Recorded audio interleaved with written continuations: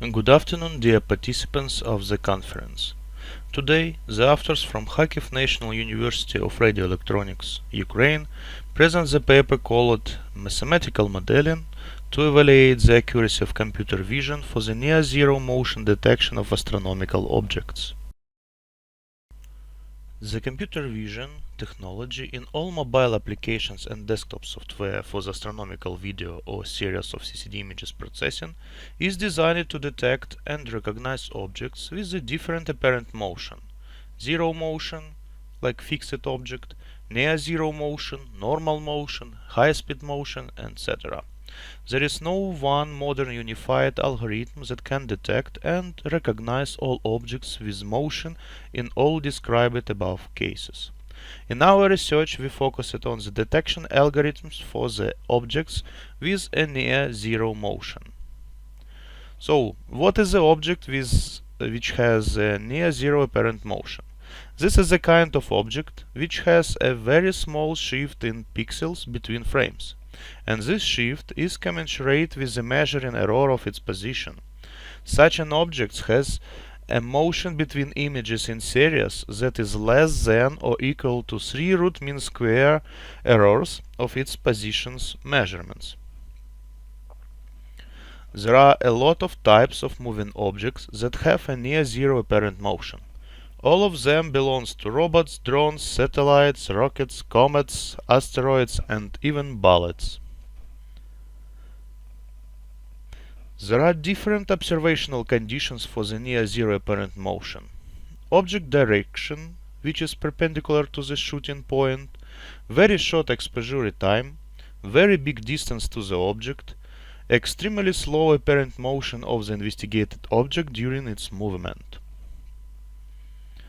Almost all encapsulated detection algorithms related to the near-zero apparent motion are based on verification of the following hypothesis: H0, that the object has no apparent motion in both directions x and y, and alternative hypothesis H1, that the object has at least 3 RMS velocity or more.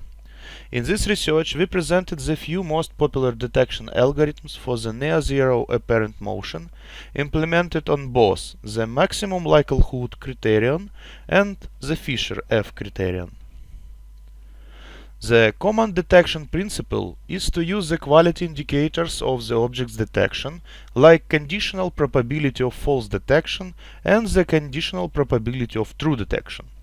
The hypotheses are often tested using the maximum likelihood criterion or another criterion from the Bayesian group. The final statistical value for such criteria is a likelihood ratio, which is assimilated with the critical value. We selected the situation when the variance of an object's position is known from the preliminary observations and calculations.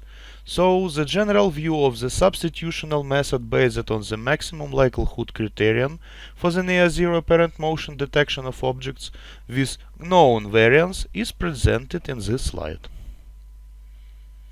If some parameters of a likelihood function are unknown, and there is no possibility to predefine the critical value of decisive statistics, it's recommended to use the detection algorithm implemented on the Fisher F criterion. Using F-test, it's possible to verify statistical significance of the velocity of an object along both coordinates. More major advantages are that the F distribution has no dependency on distribution of the positional errors and has values of the Fisher distribution statistics, which are tabulated. The general view of the method based on the Fisher F criterion, which checks the statistical significance of the velocity of an object along both coordinates, is presented in this slide. You can find the detailed information about the described methods in a few important publications from authors in the international journals with impact factor 5+. To provide the evidence of a high-quality detection of the near-zero apparent motion of objects, a computer vision technology with encapsulated detection algorithms should be tested not only in the real situation with the online input data streams, but also in the virtual simulation using the predefined dataset. Such a dataset can be immediately created as well as in situ data from the real series of images. On this slide you can see the very brief scheme of the realization of statistical modeling. We have the model of apparent motion, add the random deviations, apply the detected methods, and calculate the quality indicators. But for the in situ modeling, the brief scheme of realization is different. We have the real series of images from the telescopes, then find all fixed objects in the images and create the set of such objects. After this, we get the deviations of the positional estimates and calculate the deterministic values of the object's movement.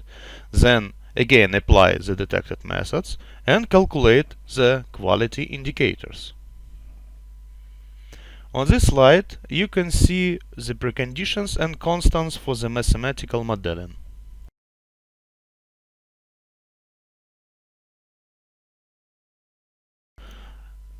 For generating the random values distributed by the normal law, we used the ziggurat method. Also, more than 600,000 objects was used in our research from the real series of images of telescopes. The more detailed UML diagram of the mathematical modeling is presented on this slide. We perform modeling of hypotheses H0 and H1, then determine critical values, compare them, and count the exceeding of critical values. All this data allow us to determine the conditional probability of the true detection. On this slide you can see the full UML diagram of the key experiment of mathematical modeling. It includes OLS-evaluation of the motion parameters, interpolation of the coordinates estimates, determination of the residual sums of squared deviations, determination of the estimation of the likelihood ratio, and Fisher-F criterion. Based on the conditional probability of true detection of the near-zero apparent motion of an object, the detection curves for the investigated detection algorithms were created as a proof of efficiency of them. On the following slides, you can see the detection curves for the substitutional method based on the maximum likelihood criterion, dotted line, and the method based on the Fisher-F criterion, solid line, based on the statistical modeling.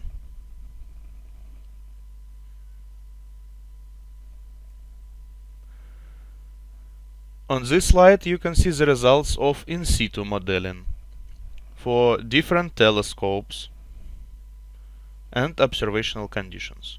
The analysis showed that the substitutional method based on a maximum likelihood criterion is not effective enough when the motion velocity is less than 3 rms, while the method based on the Fisher-F criterion is more delicate to changes of the motion of an object. Thank you for your attention.